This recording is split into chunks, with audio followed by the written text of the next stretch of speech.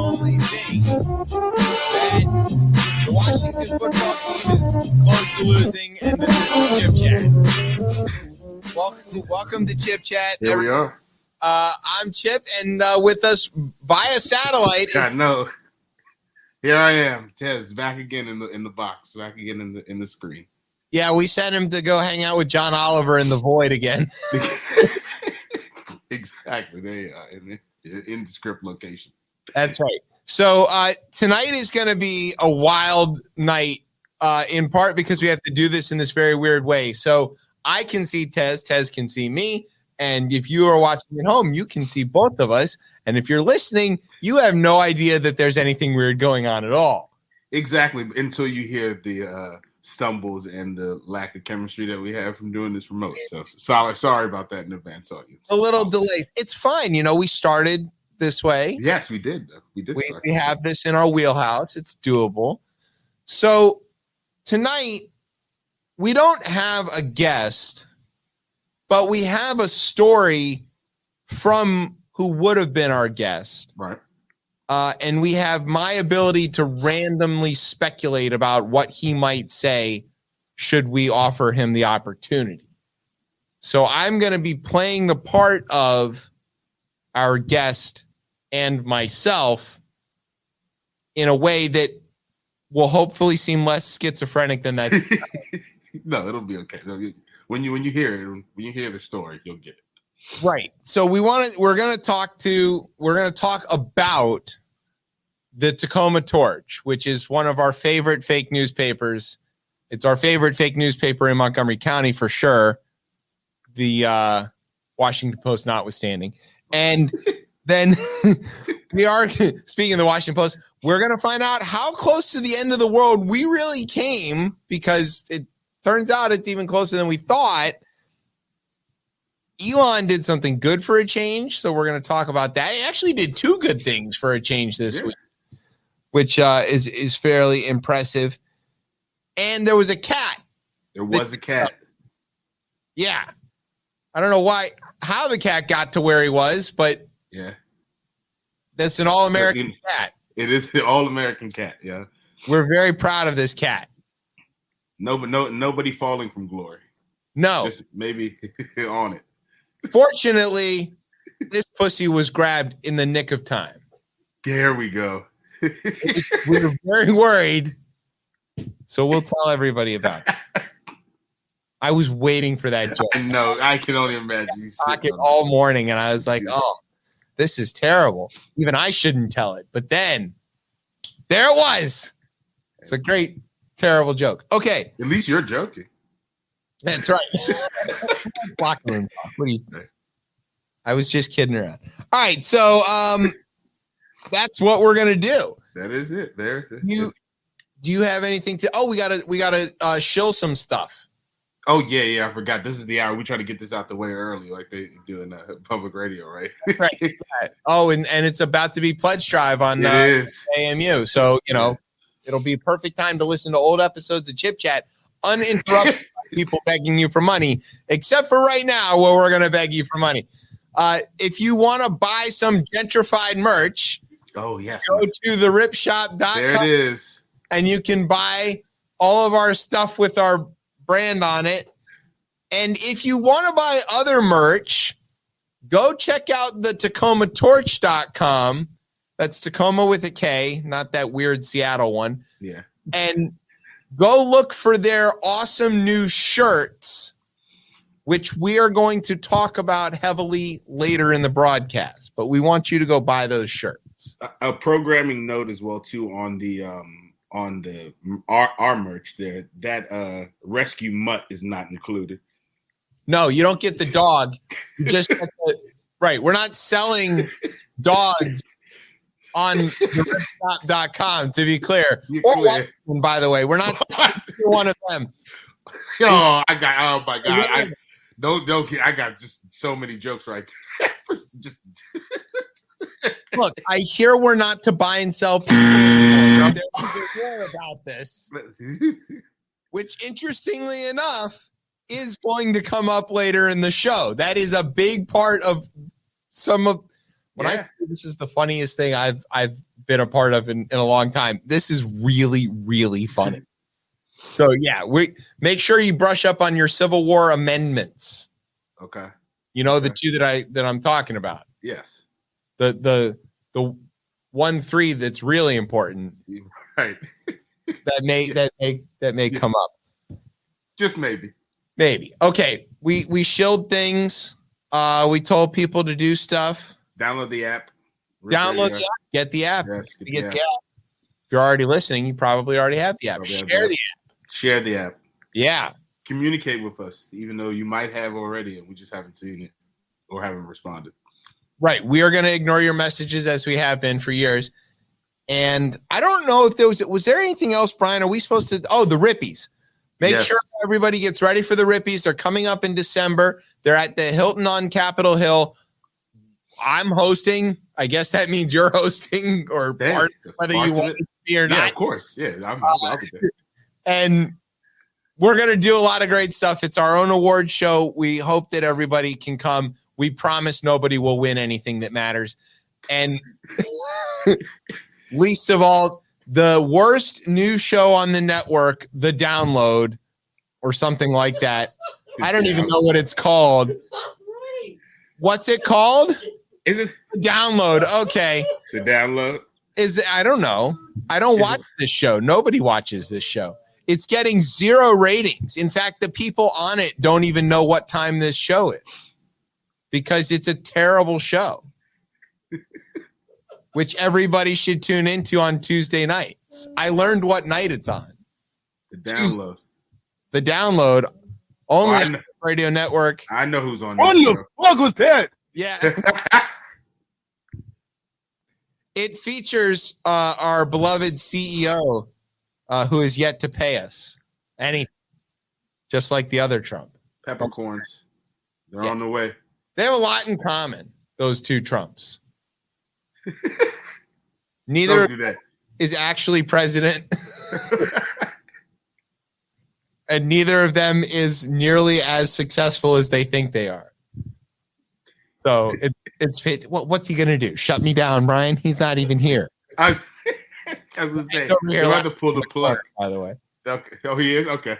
Yes, he's making fun of me by looking over his glasses and laughing, which is, how we do things. All right. I'm missing out. I'm missing out. Are you ready for, you've got your word? Yes. All right. I'm ready to be ready for Saturday. So I've got my word. So we'll see. We'll see. Saturday. We'll see if this works. So sit back, grab some Diamond Tap. It's Nazi bashing time. You're listening to the best show, the only show, Chip Chat on Ripped Radio Network. Sweeps.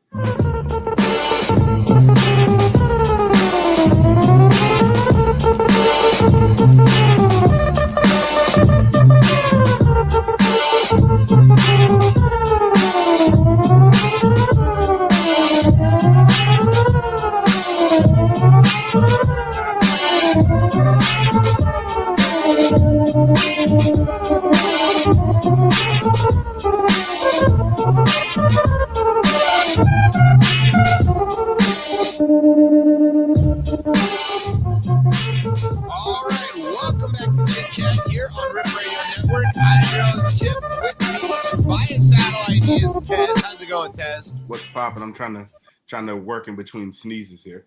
There you go.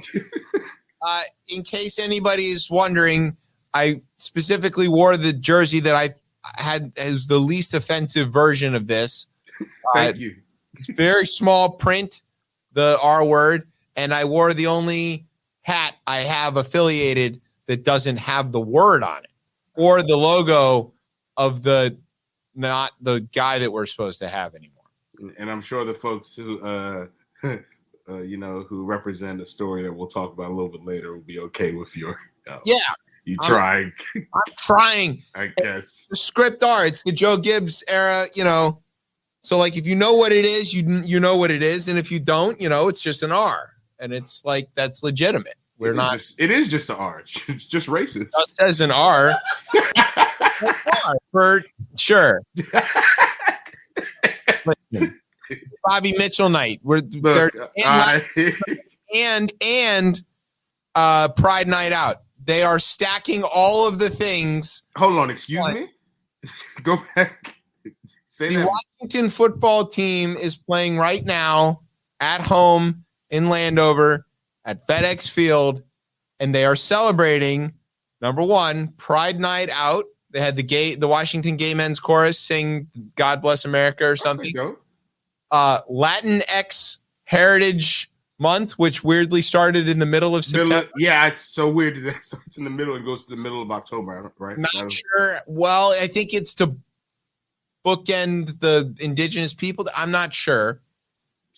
Yeah. I'm going to leave that one alone. Yeah, and also, it is Bobby Mitchell night in FedEx Field, where they are renaming the lower bowl after Bobby Mitchell and retiring his jersey. If you don't know who Bobby Mitchell is, you can be forgiven, because until it was convenient for the Washington football team to make a big deal about him, this was one of the most shameful things in their history, which is they finally integrated the team under duress in 1959. They didn't want to do this, but they were forced to by the National Park Service, of all people, because where they played was a national park, and that's how that happened. And Bobby Mitchell was the first black player on the Washington football team, and then he spent years as a executive for the team, but never achieved the GM status that he definitely should have achieved because, racism. Right, exactly. There we go. Yeah, but now we're trying to highlight how not racist the whole team is. It's just OD too. It's just, they're going full force ahead with this. We're doing everything at once, and all of a sudden we're really proud of Bobby Mitchell instead of begrudging. Like, he wasn't even on the Ring of Fame, and now they named a whole bowl after him. Like, come on. When what's our conservative quarterback? Is it Heineke? What's his name? Yeah. When he came in and he was throwing a couple passes last week, I was like, George Preston Marshall is sizzling wherever he is right now with George. Yeah, he was enjoying it for a minute. Well, and the crowd is enjoying it because, as you probably know, the most popular person in Washington is the backup quarterback of the Washington football team. No matter who it is. John Beck or I'm trying to think. Or whoever. Like, if you're not the starter, we think you must be much better than the starter. And I have no idea how the math on that works, but that is definitely how we behave as a fan base. That's the math when your franchise is devoid of a franchise quarterback for I don't know how long this has been at this point now. That's 20 odd years. This is it. String guy. You bring in the starter, he's not playing well, or his hip is broken, and then you root for the person because you everybody thinks they're gonna have that Tom Brady that pops out after Drew, after Bledsoe. You're either not in the league or you're a backup or like whatever. Famous Jameis all of a sudden got good now that he's in New Orleans. So it's only one game. I don't know. Yeah, it's only one game. Don't let that fool you. But I mean, I heard he had LASIK though. That makes a difference, and maybe because he was always squinting in any interview I'd ever saw. He didn't even mean to steal those crab legs. He didn't see it. He didn't see the price. Yeah, he was going for some bread, and it just his eyes were crossed, and he crab legs. He didn't mean to rape that girl either. It's just that he couldn't see. Christ, no. What? No. Tell me it didn't happen. Okay. Let's talk about another thing that didn't happen. Yeah. There is a guy whose name is General Mark Milley. He is the chairman of the Joint Chiefs of Staff.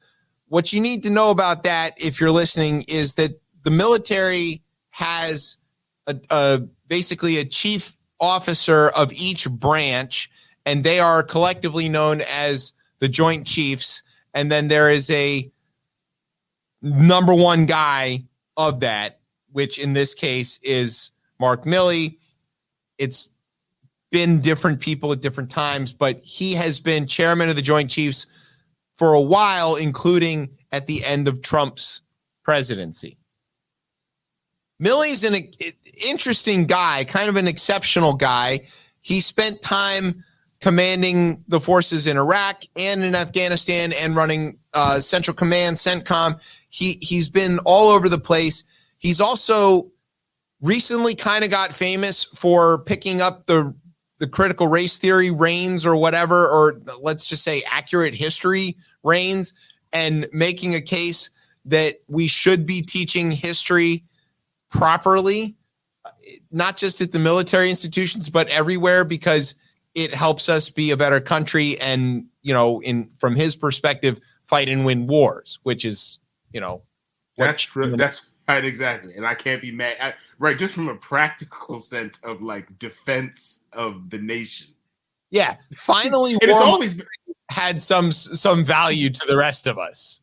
And we always seem to get back to this. We got to defeat the British, but let's how do we do that? We got to include the people who we don't really rock with in this country. Oh, the Civil War is going down. The rebels are gaining on us. What do we do? You know what? World War I. It's a sea. Right. Yes, guys, quick, let the brothers into the army. Okay. Yeah. They keep playing. Can also die at the same rate as the, enlisted white people. So, yeah, he understands military things. Millie's also kind of a wily guy. As it turns out, he's a clever dude. Yes. So here's the things that happened. There's a book that some people got their first hands on their copy of today called Peril, which was written by Bob Woodward and Bob Costa, both of the Washington Post. Bob Woodward, of course, famous for Watergate and a bunch of other things since then. And Bob Costa spent a lot of time with Trump, reporting on him during the campaign and then covering him in the White House. And despite the fact that he tends to write down the things that Trump says to him, Trump continues to talk to him. And it's astounding, because when Trump says things that are very self-incriminating, Costa writes them down and they get in the Post, and then he rails against this. Trump rails against it, and he says it's fake. And then he calls him the next day and he goes, "You want to know some more stuff?" And then he tells him the stuff. So good reporting by the Bobs. We found out that Millie was really, really, really worried about this country. Picture is so good. Between the election and the inauguration, and specifically between January 6th and January 20th. Oh, I wonder why. You wonder why. So he did a couple of things that seem fairly unprecedented, but desperate times call for desperate measures. And I want to talk about those things. But there is also this other weird thing that came out of this story that has to do with Mike Pence. And let's all remember who Mike Pence is. He belongs to a lady called Mother. He is a former vice president from Indiana. And weirdly, in his moment of existential and constitutional crisis, he reached out to the only other person who shared those two things in common with him, a former vice president from Indiana. And that is to say, Dan Quayle. In his moment of panic, Mike Pence calls the potato himself, Dan Quayle, for advice. And I just want everybody to think for a moment about how desperate your situation is that you go, I got a call. Dan Quayle. That's who there's nobody else who would know. There's so many other vice presidents. I'm going to call Dan Quayle. I mean, great man. You only go to your friend. I usually go to your friends list, and maybe. Well, Indiana's a fairly small state, I guess.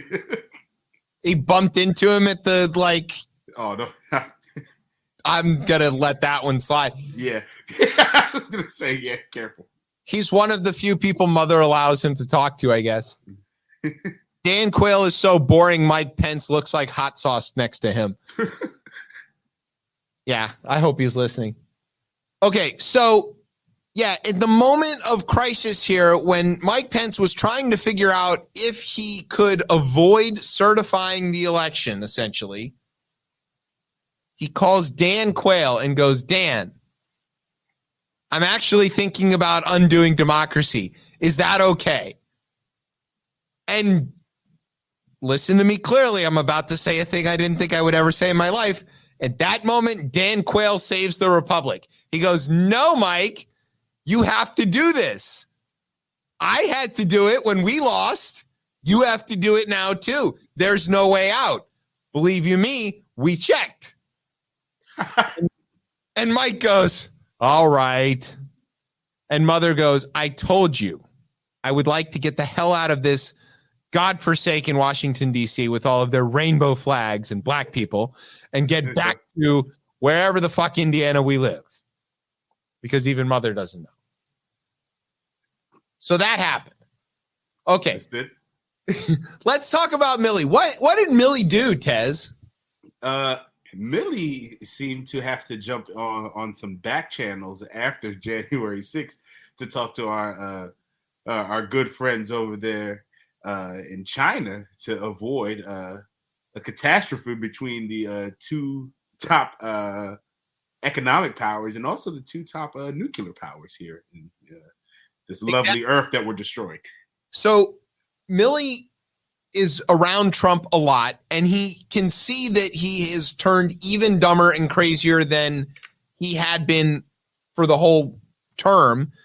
And he's hearing all of them talk about martial law and the pillow guy and like, what can we do to power even though we've lost? And he goes, holy shit, this guy's going to launch a nuclear strike at China or something and provoke a war so that he can try to cling to power and say, look, we're in the middle of a war. The election's in dispute. We can't, we don't know what to do and whatever.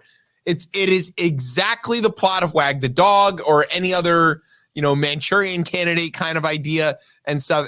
But it's not that Millie thinks Trump has seen or read those things because he hasn't. It's that he thinks that the people around Trump are feeding this sort of frenzied idea that this could happen. So he does a thing that I checked with some sources, former high-ranking officers, even some of which were in the administration, who said that this was really unprecedented. He essentially calls the Chinese and says, listen, the country's still fine. We're going to not fall apart. I know you're very worried about this, but we've got this under control. And if there is going to be a strike, I'm going to call you. I got you. And warn you. And I'm probably going to derail it if it does seem like it's going to happen. So just don't react at all to this. And the Chinese go, whew. Listen, Mark, your people are at it. And he's like, I know. Like, can we not right now? I've got this. The Chinese, someone, because I'm dropping this every time. I'm like, look at your democracy. Yeah. if I'm there, because this is a battle of ideals. Like, there's your freedoms. There you go. Right. Exactly. Yeah. Wouldn't you like some of our repression now?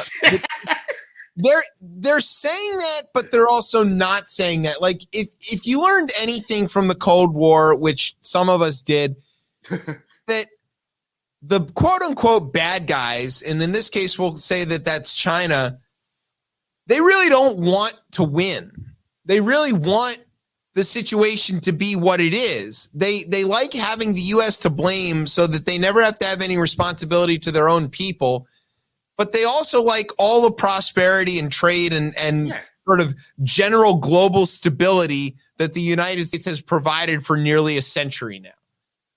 So I think we like it too. Once the supply until the supply chain goes awry, because we're fine with them being oppressive and committing genocide and stuff, as long as we got cheap widgets and can afford stuff.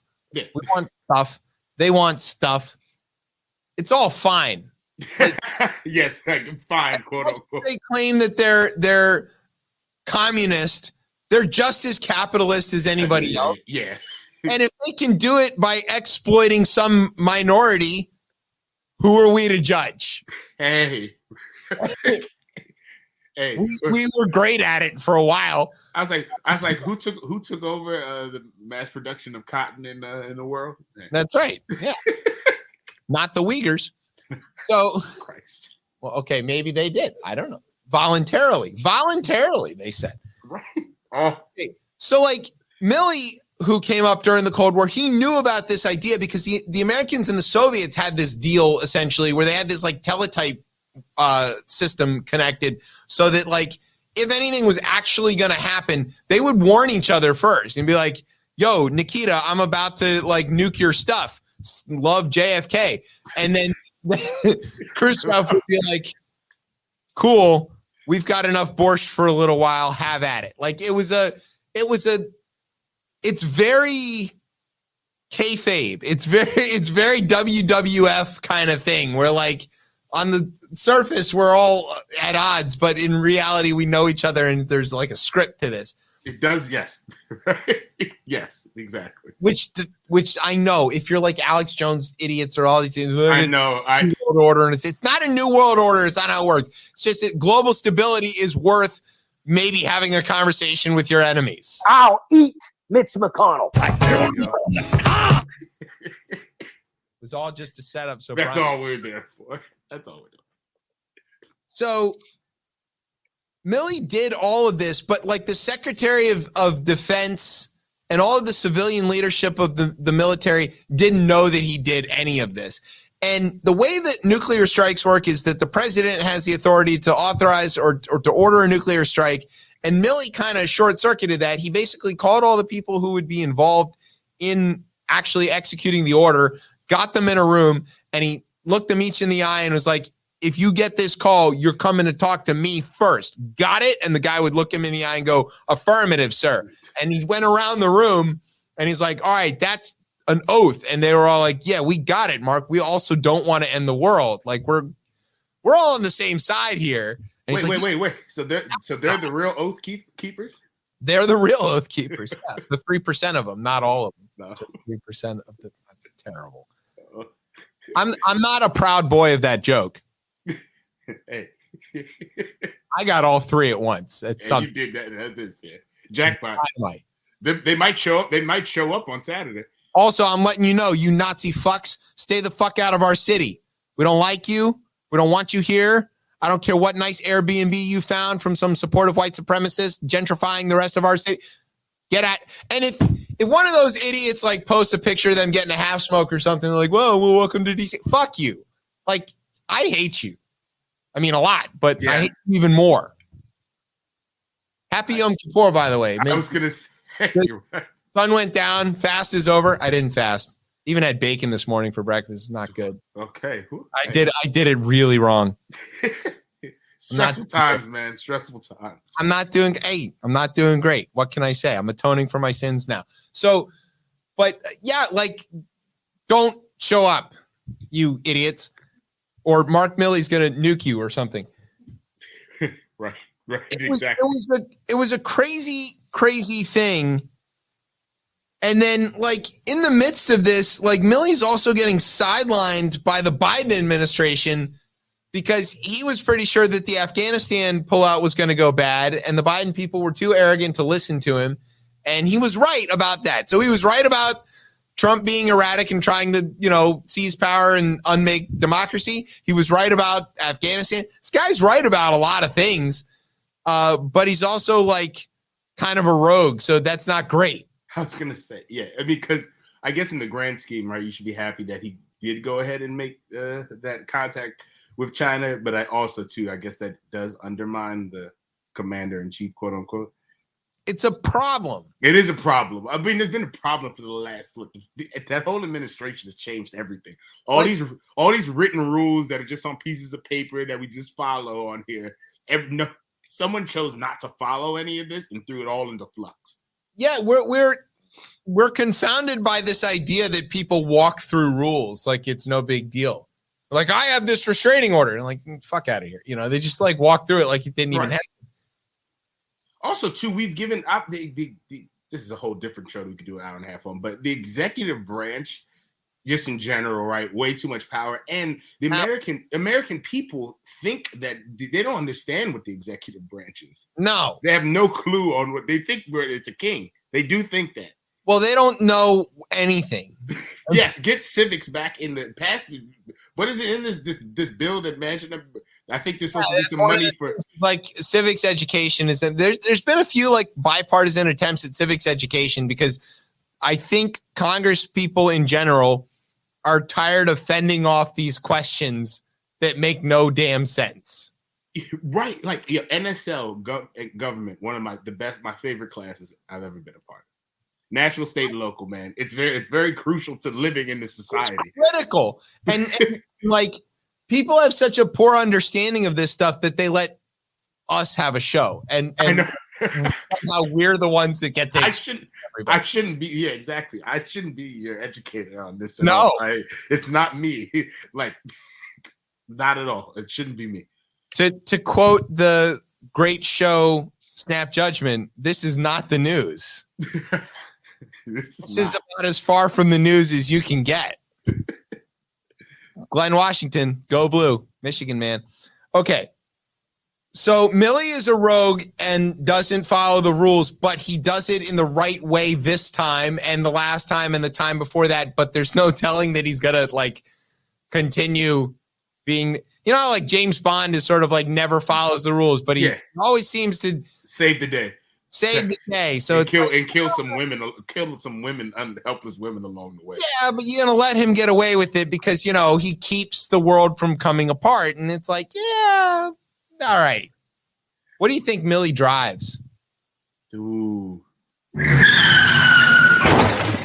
Apparently an Ultima. Right, the brakes don't work. Yeah. What's our? I was gonna go with a Prius. That's our favorite show. Our favorite. I was hoping you were going there. He's a very practical guy. He's got like a 2010 Camry that his kid took to college and then came back in, and it's still it's got 190,000 on it, but it's still killing it. So gets 30 miles to the gallon. He's fine. I'm pretty ssure. What is it? Why am I blanking on his running mate? Who was his running? It's got a Romney bumper sticker on it somewhere. Yeah, right. Yeah. Right. It's got a Romney. Who ran with Romney? I don't remember. Christ. No, it was your boy, the P90X. Who? Come on, Paul Ryan. Paul Ryan. Oh, that's who. Oh, Romney Ryan. That's what it was. That's so boring that nobody can remember. I was literally sitting there. I was like, who was on the ticket? No, it was that ticket caught a cease and desist letter from Wonder Bread for being too white. They're like, you are boring. And they were like, Wonder Bread, that's so mean. And Wonder Bread was like, no, seriously, you're boring. We hate you. Okay. Nobody likes Mitt Romney or Paul Ryan. Paul Ryan, probably the most spineless shit sack this side of Susan Collins. Well, here's what we're going to do. More than Boehner. Boehner's not a spineless shit sack. He's a cranky old man who's like, you know what? You idiots deserve each other. And that's I'll give you that. That in his book. He was like, fuck you guys. You don't listen to me. I told you what to do. You deserve whatever you get next. I'm going to retire and drink wine. And he does. Proudly. I met him one time at a bar in Alexandria, and I didn't punch him. Look, you're 2 for 2. I'm 2 for 2. You are 2 for 2. Clarence Thomas and leave Clarence Thomas alone if you see him. Well, Boehner, you couldn't miss. He's the color of a traffic cone in the dark of a bar. Well, I mean, I don't know if the libations have anything to do with that, but He's bright orange, that guy. He's the inspiration for the Orioles logo. Okay, I'm proud boy of that joke for sure. All right, here's what we're going to do. We're going to take a quick break. When we come back, we're going to do a quick little rundown about some news stories, and then we're going to talk about the local news story that is rocking the Beltway all the way from, let's say, New Hampshire to like Connecticut avenues. That part of the Beltway. Right. I mean, maybe even further. Yeah, I guess all the way over to 270. Right, the ICC, like, yeah, right, up there where the ICC is. There you go. From yeah, right. Gaithersburg. Okay, we're going to take a quick break, and we'll be right back with the second half of the show. You're listening to Chip Chat on Ripped Radio Network. Sweet.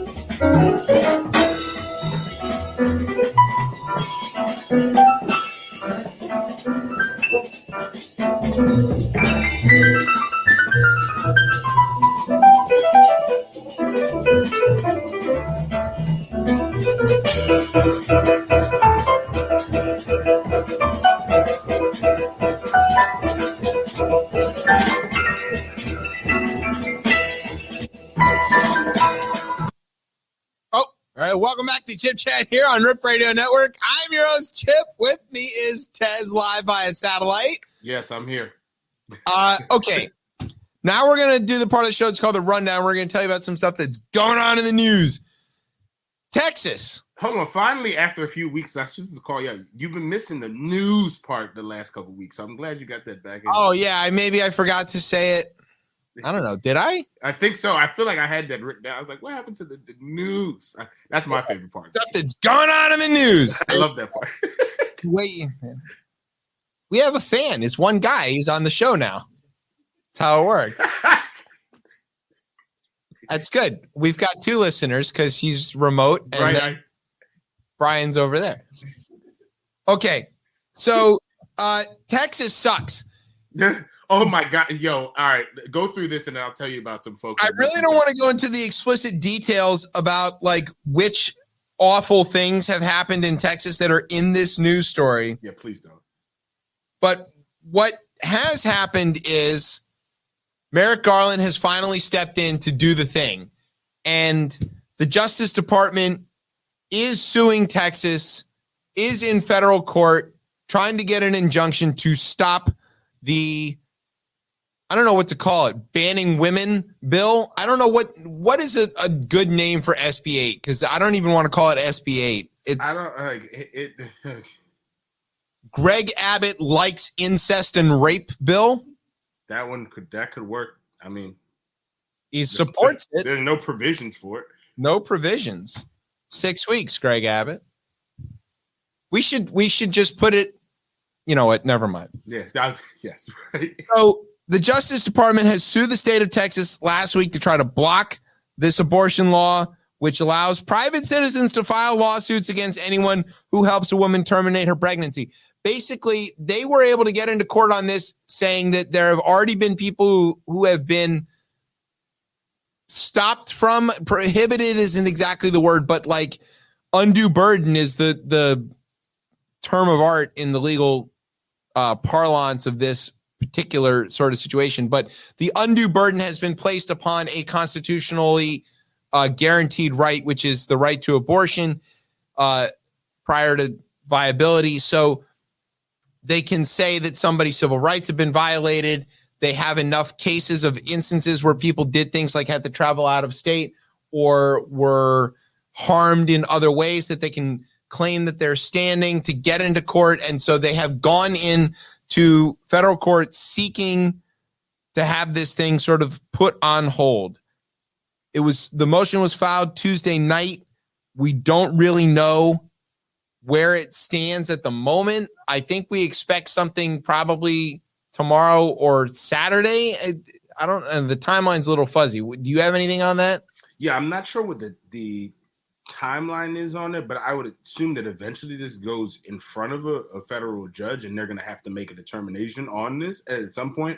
I would assume this would be before the end of the weekend, but I guess the law, just in general, I don't know who responds fully to this, because from what I've heard on it, it's like I see the argument the Justice Department is bringing, but I'm still wondering, how do you kind of attack this until someone actually, I guess, sues one of these providers, right? Because I don't think they don't have to wait for that. What they have to wait for is somebody to have their civil rights violated.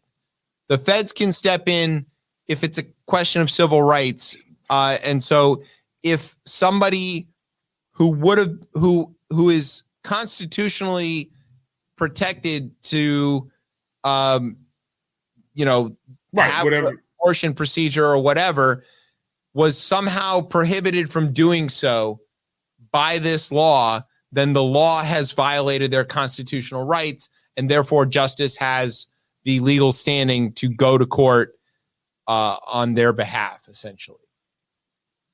And we don't really know. I mean, that will be the first question, of course, that Texas will argue, that the feds don't have standing because they can't prove harm, and they can't, that the Supreme Court already didn't join this right early on because any sort of irreparable harm that they could find or anything, even though it's very obvious about the irreparable harm. But it's been enough time past when people could have gotten pregnant and needed an abortion since this law was passed, that they have been harmed by it. Think how this goes. Not a lawyer.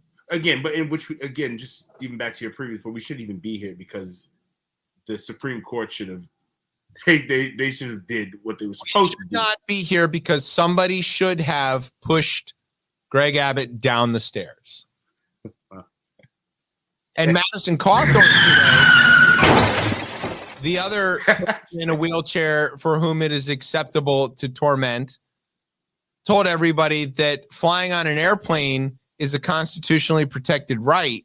Therefore, vaccine mandates for airliners are unconstitutional. Wait, what?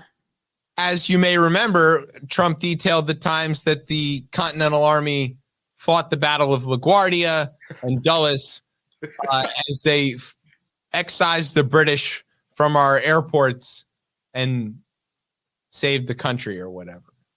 And I'm pretty sure that's one place if they threw a mandate down that that is okay, like it, right? Because that's interstate travel. Fucking shoes off. Like we all take our fucking shoes off and get X-rayed and everything. And it was like, I don't want to wear a mask. Like, don't worry, Maddie. Nobody wants to fly with you anyway. You've got to. Well, he can't drive because the last time he did, he was drunk and killed his girlfriend and blamed her for it, and then lied about going to the army so that he could get elected in a wheelchair. Although I hear they have ways for people like him to drive now.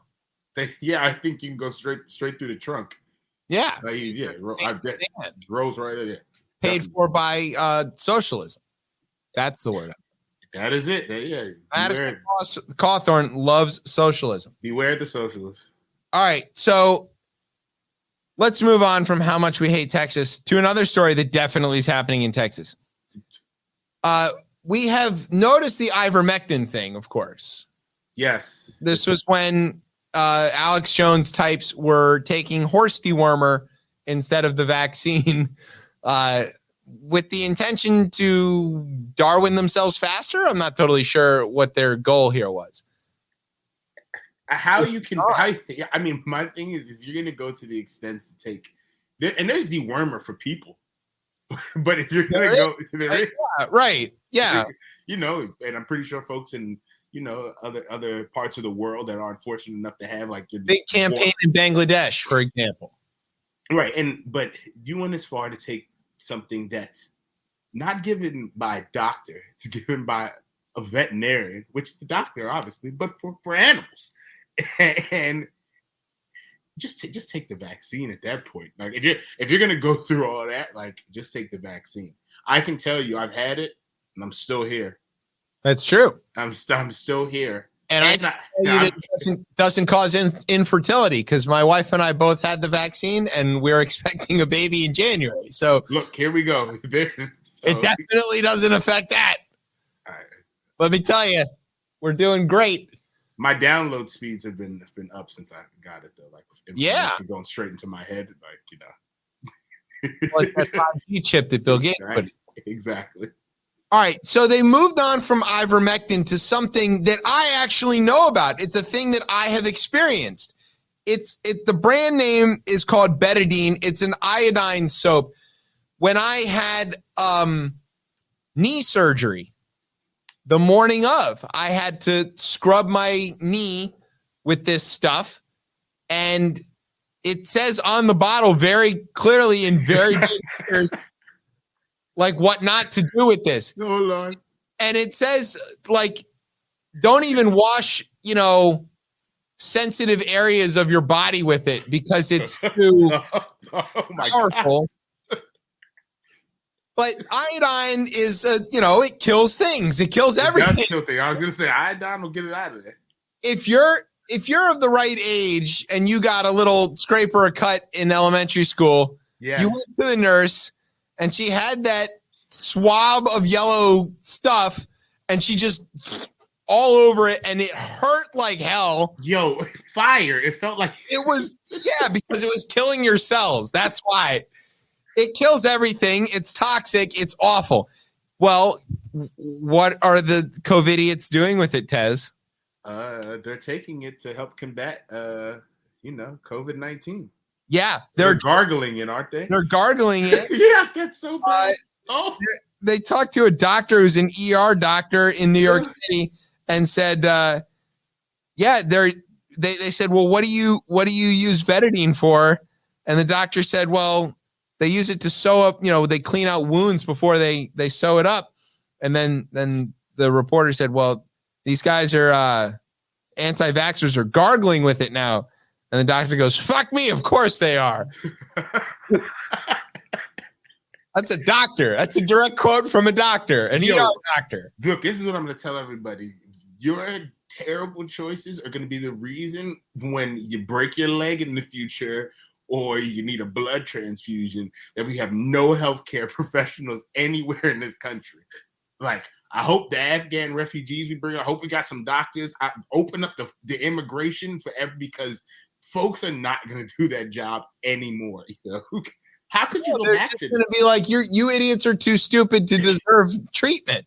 Yeah, right. And we can't get to that point either. Because if you get to that point, that's that goes against the whole healthcare profession at that point. Well, yeah, the Hippocratic Oath. And I mean, in my world, we kind of get to this point often, but we kind of get past it. We're like, look, if you keep flushing stuff, flush, we're not going to keep coming out here, clogging your toilet. But then we do it anyway because they need to have a toilet. Like, we're not monsters. Right. Okay. The reason the idiots are doing this is because they got this 2020 paper written by a Bangladeshi plastic surgeon. And again, this is a 2020 paper, not from 2020. Yeah, right. It was also not peer-reviewed or published anywhere. And has since been retracted by even that guy. And it was said it was, quote, just a hypothesis, and lab studies say that it does not work, and you shouldn't do this. But the manufacturer of this like throat gargle specifically state that it is not intended for ingestion, and that, quote, Betadine antiseptic products, including the gargle, have not been demonstrated to be effective in the treatment or prevention of COVID-19 or any other viruses. And if they are doing Betadine gargles, it is useless, said the doctors. This is hilarious. And if you are thinking about doing this in lieu of getting a vaccine, I don't want to be the one to stop you. No. But I would prefer you go get your vaccine. But like, if you're one of these people who just isn't going to get the vaccine, hey, I hear this stuff. It goes great with Four Loko. Like, just get it done. Oh, no. Four Loko's got a new product out, by the way. It's called Pregame. What? No. 13%. It's just like a wine cooler, but without 13%. Okay, so it's down from its normal. Nah, it's still up from Four Loko, but it's like wine. Wine is 12 to 13, so it's it's not hard alcohol, but it looks and is sold like lemonade. So it's fantastic. All right. Well, yeah, go ahead and do not ingest any of this stuff. No. I mean, the Four Loko wine might be okay. No, don't drink that. What's wrong with you? I'm just saying that. You know how many 17-year-olds that shit's gonna kill? A lot. Don't do that, kids. Get Coors Light like a decent child, and slam a few natties on the way to wherever you're going. Yeah. We're not advocating for underage drinking, by the way. At all. Yeah, please don't. Saying if you're gonna do it responsibly. I was gonna say, right. Folks are gonna get mad. Yeah, all four of our listeners. What are they gonna do? All right. The last thing that we want to talk about in the rundown is Elon. Okay, there's two things about Elon. One, he launched a bunch of I was gonna say and yes, and I love some space. So even though I find some of the things that Elon Musk does like completely like outrageous and terrible. This is what capitalism births. But they do launch people into space. SpaceX sends things into space. It isn't these fake. That's what I'll say. Like they're doing the job. Like they are currently the main supply route for the International Space Station. They're sending people, they're sending stuff. They send like stuff to and from the ISS now so regularly it doesn't make news, and it's all completely unpiloted. So the things land back down. Look. All right, so just stick a couple people in it. Like the thing flies itself. Who cares whether it's flying toilet paper or people? It still does the job. So he did that. He stuck people in the capsule. At least a couple of them are pilots, maybe. And one of them's a billionaire. He paid for some of this. Of course, that's the only way. That's the only way this works, right? And they donated a bunch of money to like St. Jude's or something. So it's like all in all. On the up and up, I guess it's sort of generally positive. If you're going to be like a jerky billionaire launching rockets, hey, yeah, like out of all the ones who did this, like I'm not mad at SpaceX, and Elon again gets too much credit for SpaceX. We know the engineers and that they do. The feats that they've pulled off is incredible. Obviously, he's not the one designing the thing. What he's doing is funding the things and being supportive of the engineers, and that deserves some credit.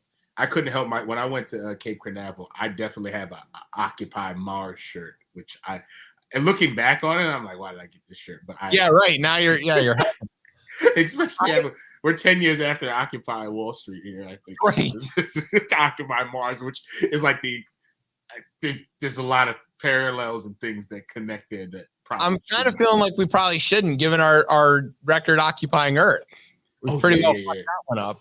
But if this is the thing, I think space is undefeated, and so we'll try it out. But he launched these folks up in the air. I think they're going to be up there for 3. They're going to be in orbit for 3 days in this little capsule. They got good for your body. I don't care. You need training for this for space, and I know we're trying to. They do some training. They had 5 months of training. 5 months? I don't care. Like I just feel like once you go into space, there just needs to be. I don't know. 5 months just doesn't seem like it's a long enough time. Well, like Glenn and Shepard had a lot less than that, and they didn't even know anything. That's fair. back when they were launching those guys into space, like they were using military test pilots because they were pretty sure that it wasn't going to work. And they needed the guys who could fly their way out of it if it didn't. Like, we don't know if this is a thing. But doesn't a military test pilot put you at the G-force, like where you're closer? Like, I feel like your body is maybe more equipped. I don't think anybody's body is equipped to leave Earth. That's why we're born here. As it turns out, nobody is. Almost everybody throws up when they're up in space for the first like hour or so. Because having gravity makes all of your digestion and everything sideways. Yeah. Again, I know we're trying to do this. Again, if it makes air travel, if I can get to Australia in 30 minutes, then this is and it's not $30 million. I mean, then this made sense. It's not only that, but I would literally jump at the chance to go into space. There's no question about that. I think I'm on the opposite end of that. I can't. Oh, no, I'm going. Like when I went to Cape Canaveral, I was like staring at 39A, like, oh my God, I wish my kids sleep under posters of space shuttles. I'm fully in, and like we both come from like the space shuttle generation. Space shuttle era, man. I was at basketball practice when what's her name exploded, like that Saturday. Yeah. And so I remember just like, oh, this is ridiculous. But I just think I'm gonna be one of those people, like, God willing, 130 years old, because we're gonna live now. Yeah, exactly. Because I got that MNRA in my yeah. face. Well, and you logo. I'm sure it's live. But I think I'm gonna be like 80 or 90 and talking about like I'm staying here on this damn Earth. I came here on Earth. I'm gonna leave here on Earth. You're everything is burning around me. Riding out a hurricane on the Alabama coast. Like, climate change is killing the planet. Come on, Tez, get on the rocket. No. I've got enough booze and toilet paper and a Leonard Skinner CD, and I'm going to sit here and wait and see what happens. No, I just want, matter, what do they say? It's not created nor destroyed. So, I just want to go back into where I came from. Yeah, sure, right. But have fun in space. Yeah. No, I'm all for ruining another planet. I guess ready to do that. Ready for that?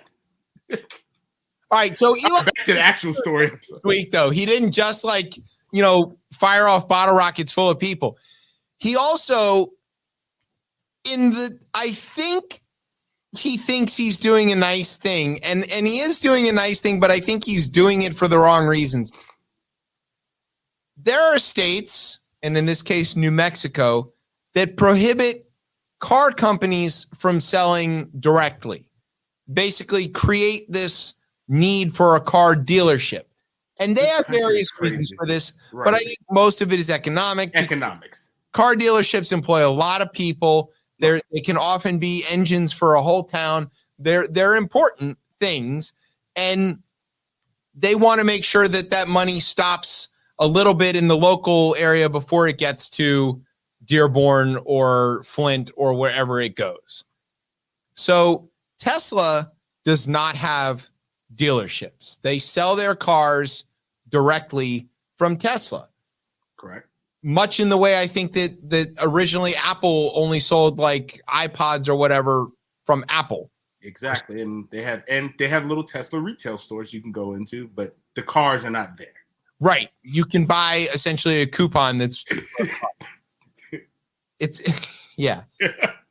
Like when you go to CVS and you want to buy the good Sudafed, but you can't buy the good, so you can buy the little card for the good Sudafed, and then you trade that in.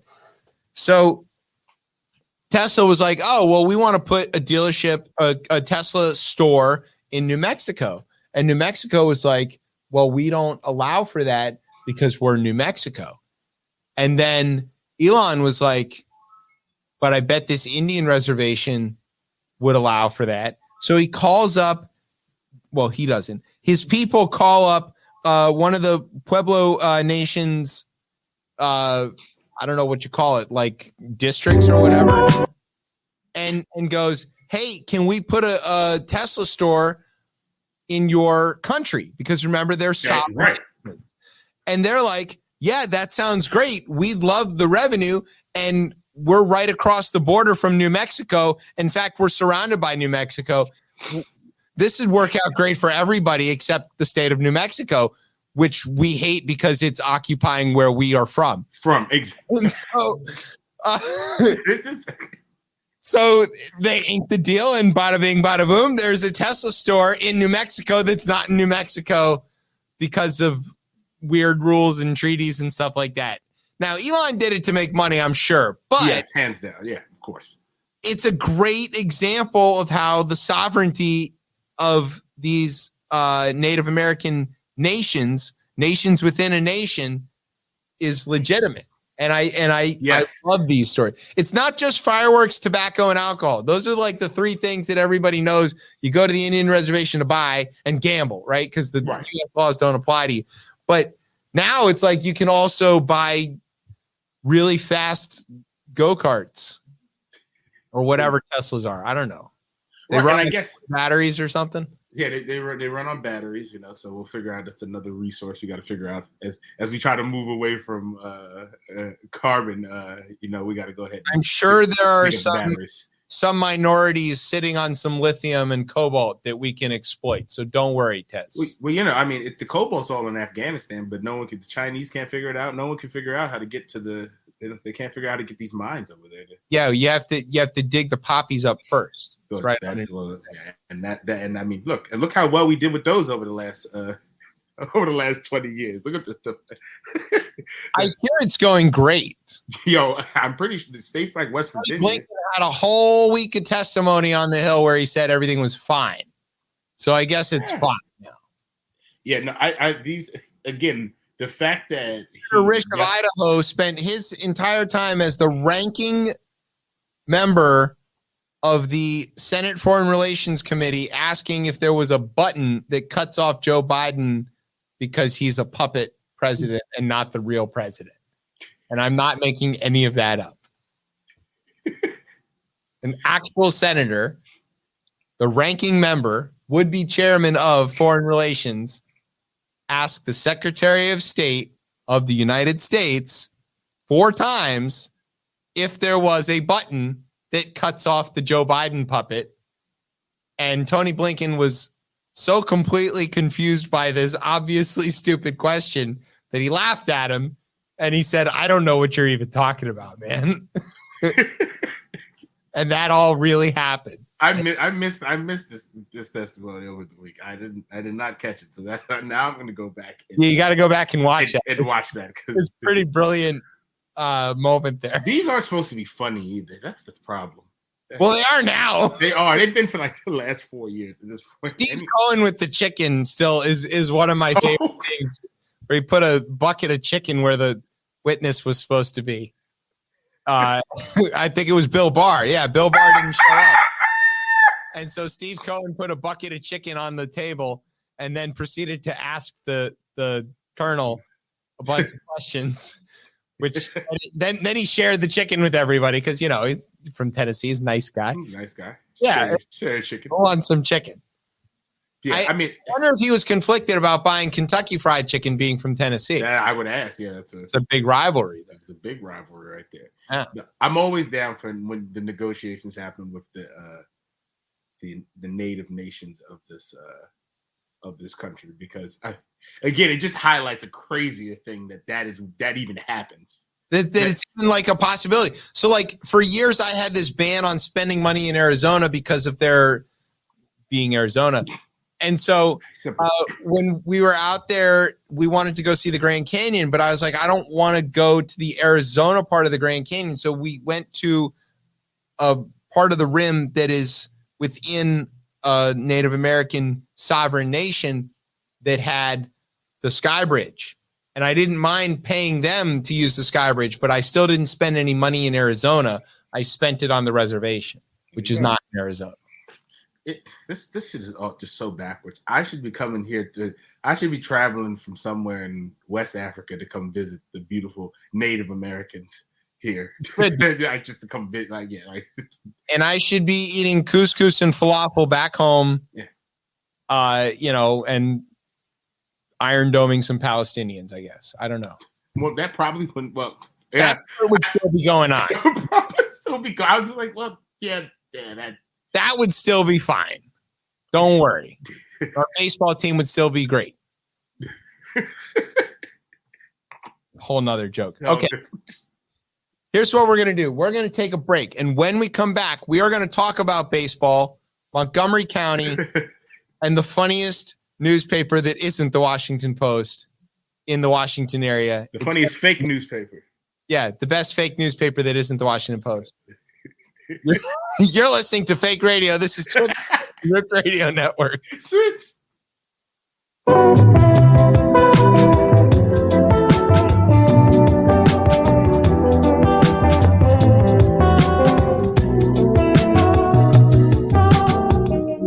You make no sound as folks gather round like shadow hounds.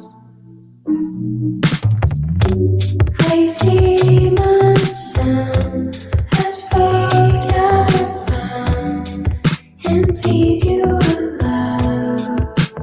And right now, believe that no one has about your secret path, playing too much your string.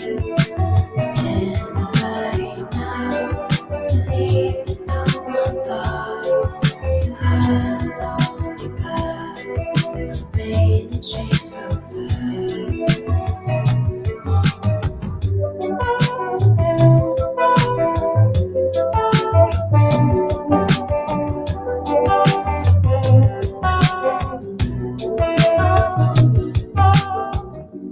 From mellow seas to houses on wheels, to slabs and wasteland, hand in hand. From yellow fields to slabs and wasteland, like bones in your hands. But I see tree that's standing high among the shrubs.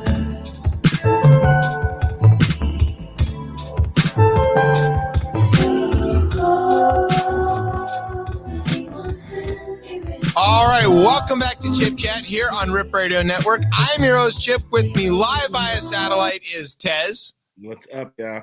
I'll be back next week. Okay. Now, here's what we're going to do. We're going to tell you the most amazing story in the history of comedy in the Washington, D.C. area in my lifetime, but we need a little bit of background information.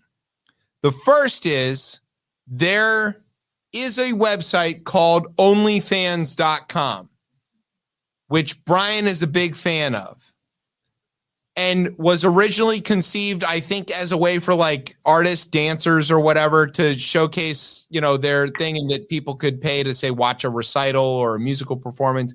But it quickly became the home of explicit content, and it blew up. It was huge.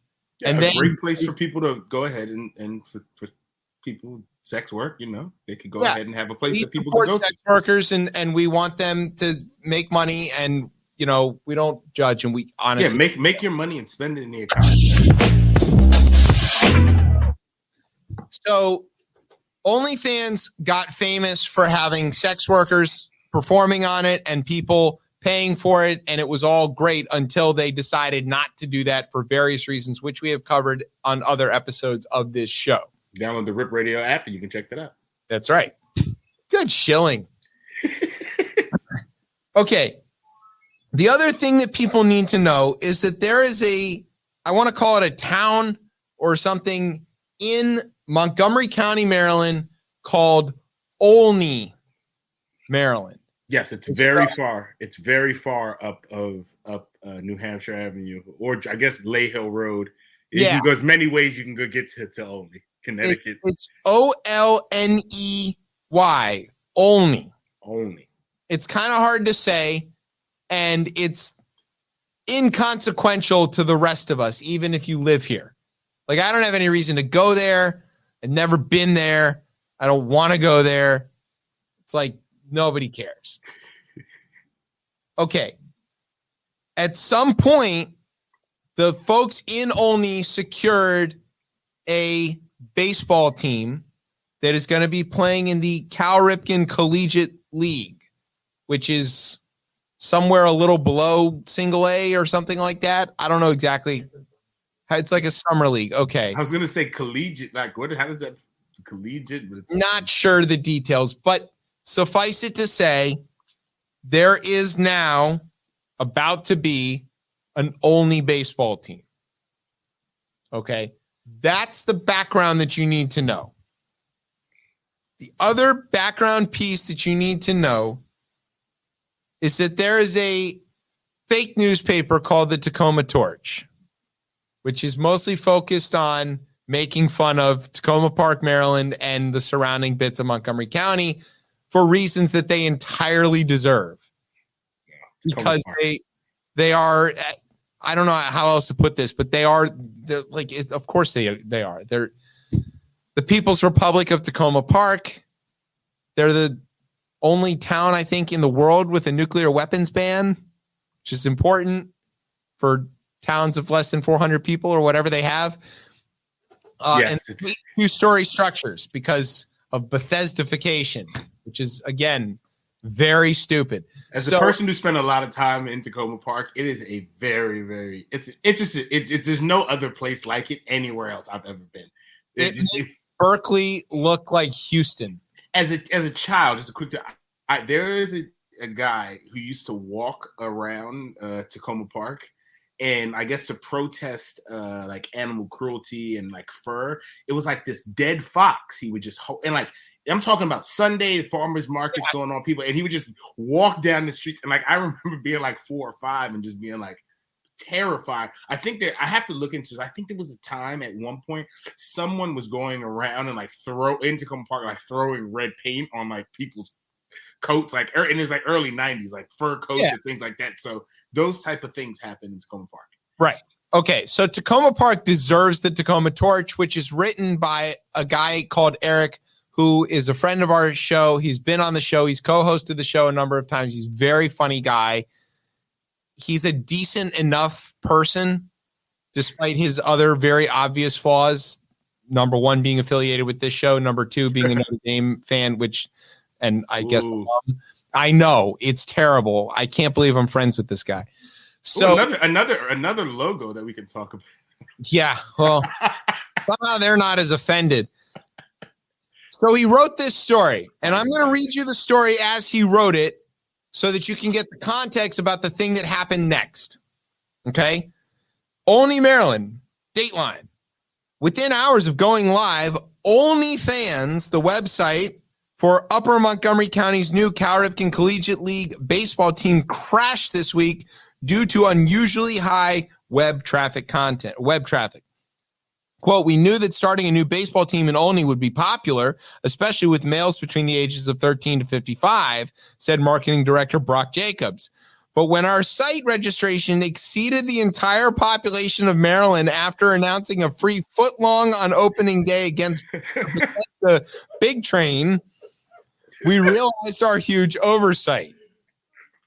The increase in traffic was likely brought on by defectors from OnlyFans, a website where users subscribe to content published by independent creators and which quickly came to be dominated by pornography, as most things on the internet are.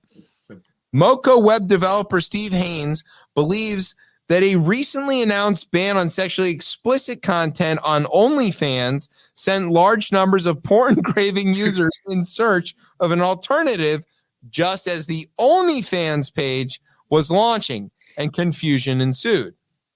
Quote, "When I saw the logo with a baseball bat and 2 balls, we just assumed it was code for a replacement porn site," said Trevor Parker. "Who could have known that we're going all the way actually meant something else?"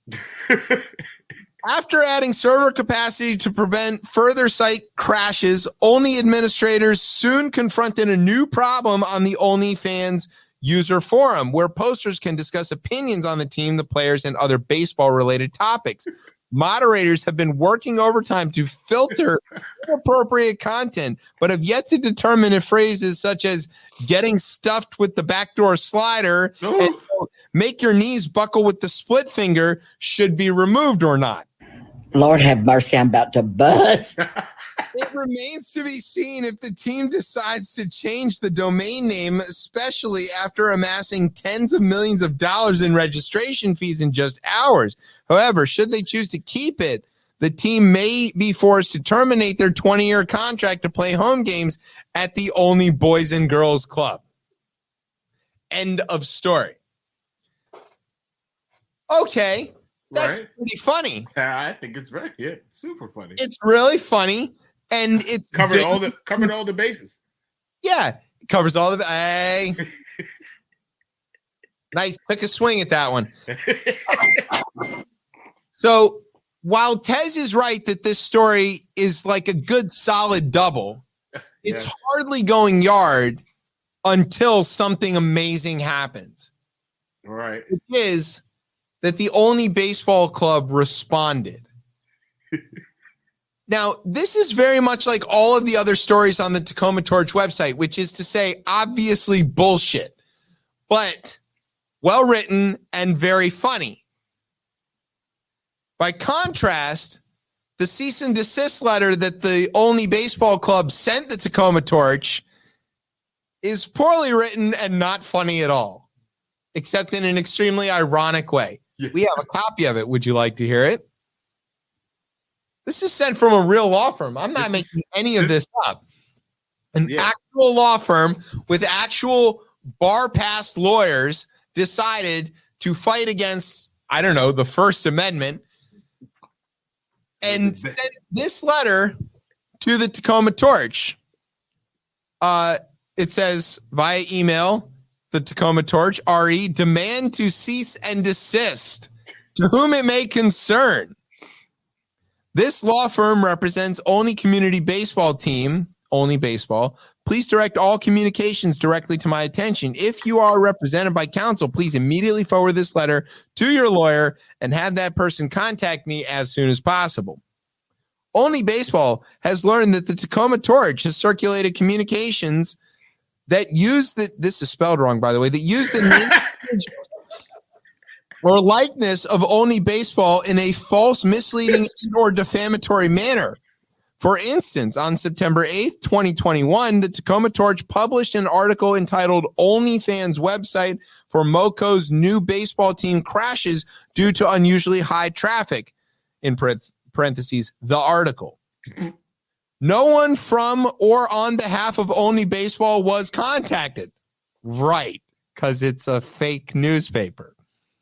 Interviewed or consulted about the article. The article contains numerous false and misleading statements, and it misrepresents the Olney Baseball organization.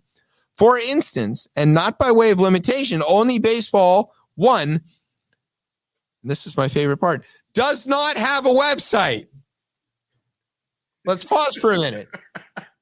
The crux of this lawsuit is that this fake story would somehow sow confusion and cause people to make a mistake and go to the wrong website when seeking stuff about the Olney baseball team.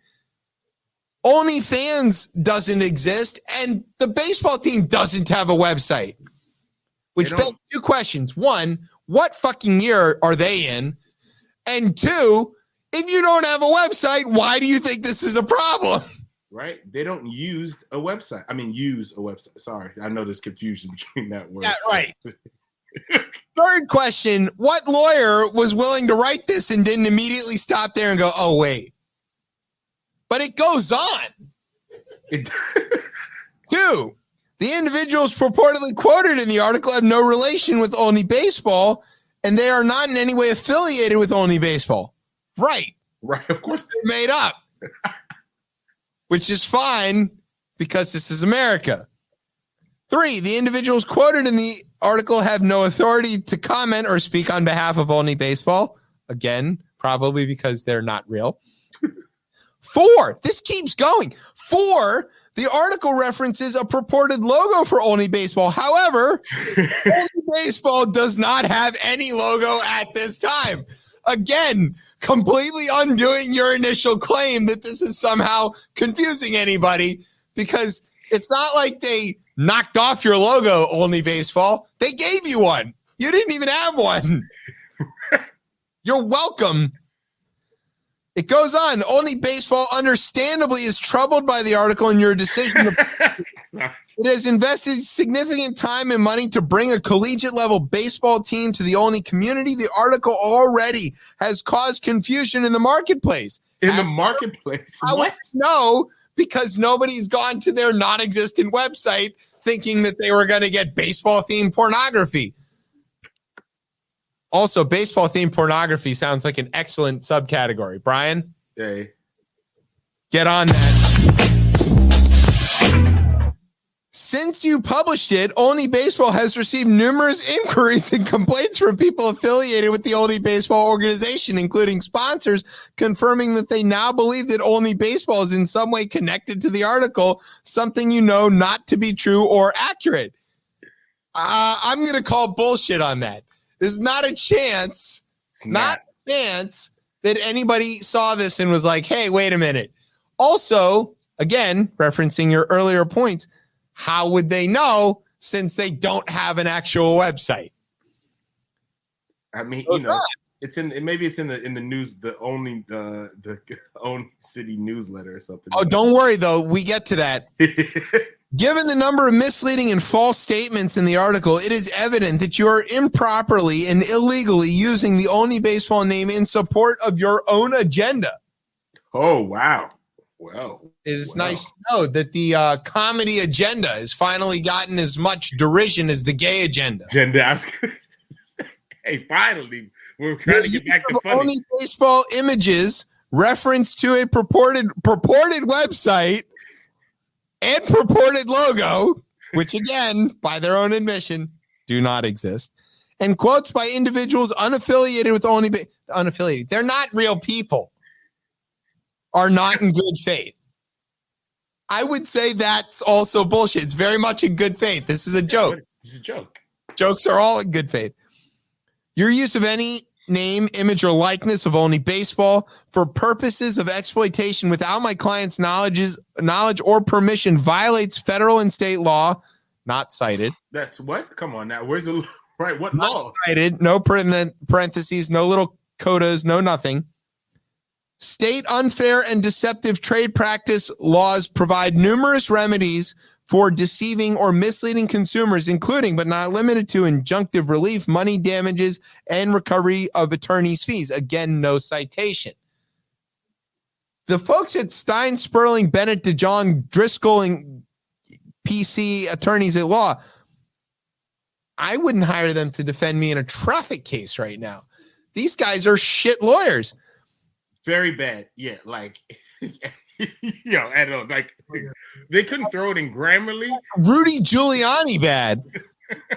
My client is continuing its investigation into the ramifications of your conduct and assessing the nature and extent of its damages.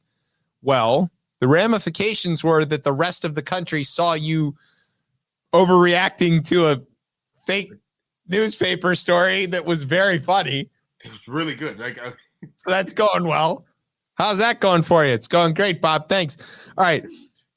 Olney Baseball will hold the Takoma Torch and all individuals associated with the article responsible for all damages that it has suffered. In the meantime, however, Olney Baseball demands that the Takoma Torch and all individuals involved in writing and publishing the article immediately cease and desist all activities, including, but not limited to, publication, dissemination, distribution, sharing, posting, and all use of or reference to the Olney Baseball name, image, and likeness in connection to any article, post, communication, and or comment, or whatever medium and in any forum. That is a very clumsily worded sentence. We, not affiliated with this in any way, are apparently excluded from this demand and can reference this all the fuck we want. I'm going to weave this into every show. Absolutely. Further, the Takoma Torch is ordered to immediately. You can't order anything, lawyer guy. You're not a judge. They would teach you that in law school. Ordered to immediately remove the article from any and all social media platforms and websites, including but not limited to the Takoma Torch social media pages and websites. I don't know how to tell you this, guys, but the internet, according to Al Gore, it's worldwide. Tez, you're a computer expert. Is it possible to scrub something off of the internet? Only in your own mind. You can scrub it out of your mind itself, but it will whatever's on the internet is there forever. It's there forever. It's there. Okay, let's see. The Takoma Torch must instruct any other individuals and or entities that it shared the article with to immediately remove the article from their respective platforms. Fat chance. We here at Chip Chat will not be cowed by some sort of bullshit fake lawyer from Stein Sperling fuck all. We'll defame them all we want. They're public figures now. I'm on the website looking for my buddy, Mr. Schwartz. Upon receipt of this letter, please confirm in writing that the Takoma Torch will comply with these demands. If the Takoma Torch refuses or fails to comply with these demands, then Olney Baseball immediately will pursue all actions necessary to protect its rights and will vigorously enforce those rights as necessary, including without limitation to filing a lawsuit, blah, blah, blah. Please give this important matter the urgent attention that it requires. Really? I look forward to hearing from you or someone on your behalf as soon as possible. And here's my favorite part. Very truly yours. And then the lawyer's name. Very truly yours. Very truly. Yeah. That's the salutation he went out with? That's not just a salutation. Yours. Things that are mine are like my car. Things that I am paying off are things like my house. You know, things that are mine are like my screwdriver. I own the things that are mine. That's what that word means. Yes. That's going to be important later. I'm looking. Okay. Our buddy, Mr. Schwartz here. Well, no, Eric is our buddy. Eric is our real buddy. When I say Mr. Buddy, Mr. Schwartz here. What position does he play on the team? So that's a great question. I don't think he's on the team. However, the owner of the team is a stick in the mud, unfunny jerk. He's like an average guy, but he's not funny and has no idea. An average guy, which is like almost all the guys. Every guy. I mean, you know, he's like a backup second baseman. That's what he is at best. I'm like that guy who wears a Tony Rendon shirt to the game, hoping he gets called up. Is that a fair way to put that? No, that's fair. You sometimes, Tez? No. I still bring my mitt to every game. I'm ready. No, I'm dead with that now. I'm just give me the beer and the hot dogs. Put me in, coach. Still have those. Look, the best ball players were all drunk on methamphetamine and eating constantly in the dugouts. Look at Babe Ruth. Or on cocaine. You know, that Mets team. Hey, Doc Gooden, excellent pitcher. Also, excellent pitcher. You really need to look up this lawyer, though. I'm having fun. The Takoma Torch wrote a response back as they were demanded to do. And right. They were asked with all of these orders and heretofores and wherewithals and whatever the fucks. Here is their response. Mr. Schwartz, thank you for your recent submission of a satirical legal threat. Even though our writing team found it to be extremely hilarious, unfortunately, it did not technically meet our qualifications of containing fewer than 300 words and having a punchy headline, so we will not accept it at this time. Perhaps could have used, quote, Olney makes history with first baseball team to lack a sense of humor, or even, lawyer has balls to make baseless claims against satirical baseball story. Either one of these headlines would have been acceptable. The Takoma Torch would also like to take this time to express our sincere regret that your client does not yet have a team logo. The good news is we're willing to sell our custom Olney fans logo at a special discount of only $5,000. We currently use it to sell shirts, and this is absolute genius right here. To sell shirts to raise money for the Olney Boys and Girls Club. unless we continue to receive baseless legal accusations causing us to redirect those funds to defending our First Amendment rights as satirical writers. We're sure nobody wants that kind of bad press. Christ. Wink, wink, So nudge, good. nudge. Finally, while we appreciate you essentially giving yourself to us by closing with very truly yours, as a lawyer, you should know the Civil War amendments prohibit that sort of thing. See U.S. Constitution Amendment 13, Section 1. Sincerely, the Takoma Torch, CC Barbara Streisand. Now, I am not the writer of the Takoma Torch, but if I were, I would be feeling a lot of things right now. First of all, let's talk about how this is mechanically very funny. This is an easy, obvious pun. The OnlyFans thing, it's right there. Yeah. It's like they've got rule of 3 in the original story. They've got great puns in there. There's jokes about only $5,000. Like this checks all of the comedy boxes. It's got the dry, subtle stuff. It's got the very over-the-top punny stuff. It's got fake people with funny names with a lot of K sounds in them, like Brock Jacobs. That's a great, good comedy sound. It's got way past believable quotes that are very obviously jokes. It's gold. It's a golden article. It's written perfectly. That the idiots who run this baseball team took the bait. It's almost unbelievable. I mean, I couldn't imagine anybody falling for this, but these guys did. And that's hilarious. We have been trying for almost 7 years to get somebody to fall for something and punch down at us. And Eric pulls this off. He's only been writing for like 3 years. He's much funnier than we are. Yes, what we're saying. Much funnier than we are. I don't know if Mr. Schwartz is going to make partner. Well, yeah, I don't think he's already on. Yeah, he's not. No, he's not. I'm a little disappointed because judging by his name and the rest of the law firms, they're, members of the tribe. We're a funny bunch. Like, all the best comedians are either black or Jewish, right? I've never found any of the lawyers funny, though. I know a lot of Jewish lawyers. Many of them are pretty funny. I mean, it's a good skill to have as a lawyer, right? I would say it should be. There's a lot of overlap between playing the dozens and making a legal argument, if that makes sense. Yes, no, yeah, definitely. And I haven't come across the funny lawyers yet, though. Oh yeah, they're funny. Many of them, I don't know. The ones I go to Temple with are, but okay.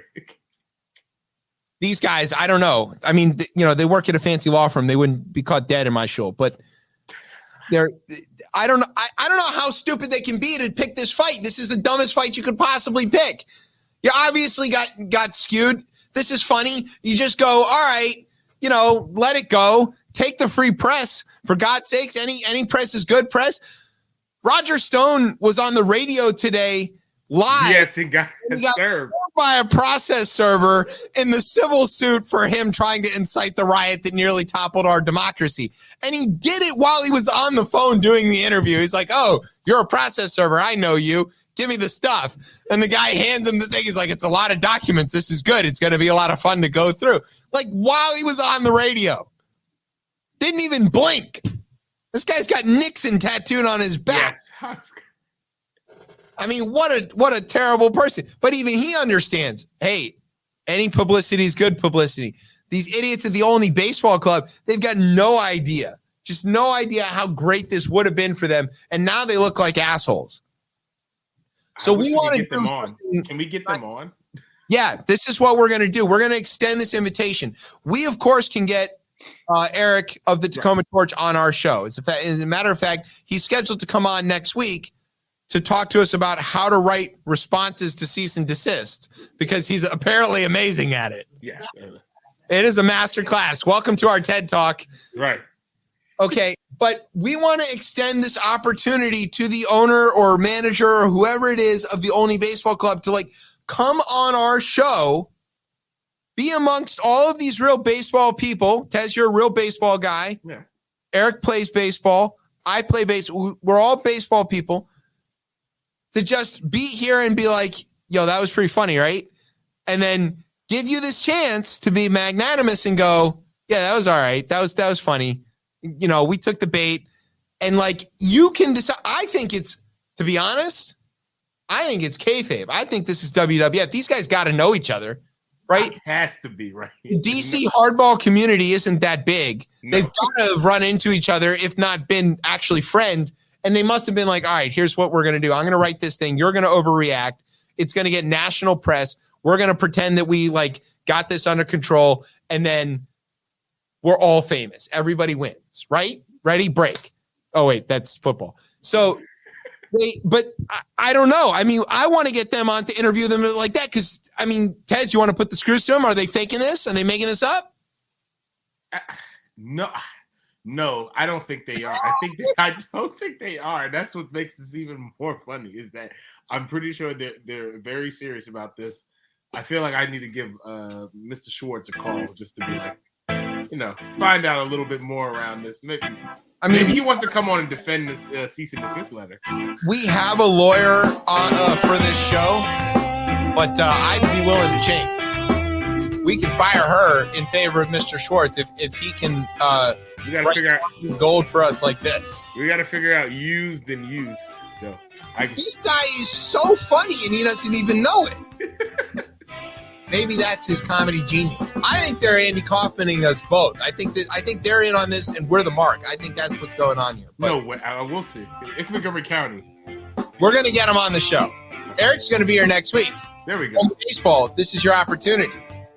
Come and set the record straight. You know, we are your only fans at this point. I bought one of the shirts. Go to TakomaTorch.com. Go buy your shirt. They have raised a big pile of money for the Boys and Girls Club. Like a big pile. Everybody wins. It really worked out pretty well for everybody involved. All right, you hear that music, which means we've come to the end of the show. We didn't get to do the fourth half, and that's probably better for everybody. So we want to say thank you to the Takoma Torch and everybody involved, all of the brilliant writers over there for this comedy moment. I don't even know what to call it. I expect Chappelle to be calling us any minute. All right. Thanks to our radio partners, Stitcher, Apple Music, Google, Amazon, all those guys, Pandora. Thanks to NOTN for keeping us on for another week, we assume. They didn't get mad at us. They haven't got mad at us. Thank you so much. That was pretty nice. Speaking of Louisiana, new thank you to add. Thanks to our digital media consultant, Key Wayne, Baltimore. Hey. Fidell's Most Slept On is going to be helping us with video distribution and all kinds of things that I don't understand. He's much smarter than me. Thanks to our home on the interwebs, coplaymedia.com. And thanks, as always, to our family here at Rip Radio for making us sound as smooth as Fitzmagic's hip. Heineke's still in, by the way. We're losing. Too. Of course. Of course we are. Because, you know, the Giants. Football team can't win. Okay, Tez, where can everybody get you on the socials? You can find me on Twitter at DC Cortez, on Instagram at Ketchum Cordy. There you go. And you can find me on Twitter at Chef Chip. You can find the show on Twitter at ChipChatRR. And you can find us on Facebook or Instagram at RipChipChat, all one word. And you can, of course, find us every Thursday at 9:30 here on Rip Radio Network. I'm Chip. That's Tez. You've been listening to Chip Chat on Rip Radio Network. Whoops.